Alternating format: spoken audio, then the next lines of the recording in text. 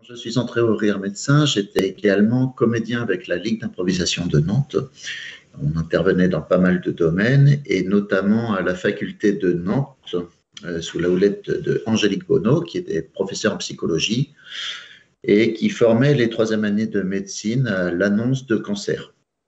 Donc on avait des comédiens et des comédiennes et on jouait des annonces de cancer. J'ai trouvé cet outil formidable et je me suis dit, mais tiens, je sais que le Rire Médecin est en train de monter un institut de formation, ça serait peut-être bien de mettre une formation de ce genre au catalogue.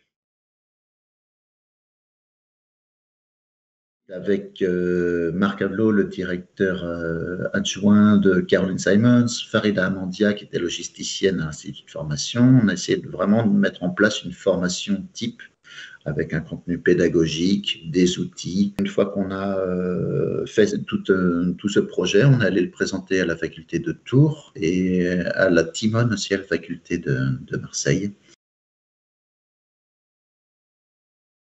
La formation des comédiens, à proprement parler, elle est sur 2 ou 3 jours, donc ce qui est très court. On part du principe que tous les comédiens du Rire Médecin qui ont suivi cette formation ont un gros passif d'improvisateurs, de comédiens, donc on ne les forme pas sur la partie improvisation, mais vraiment sur la partie exercice.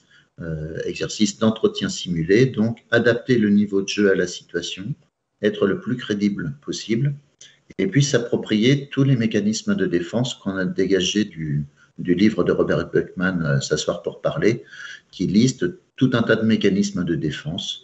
Ça va de la peur de la mort, au déni, la fuite en avant, vouloir tout savoir, vouloir mettre en difficulté la personne qui est en face de nous, enfin plein de choses. Et on s'entraîne à improviser avec ces mécanismes de défense et voir jusqu'où on peut aller pour mettre en difficulté ou aider la personne qui est en face de nous à faire le meilleur entretien possible.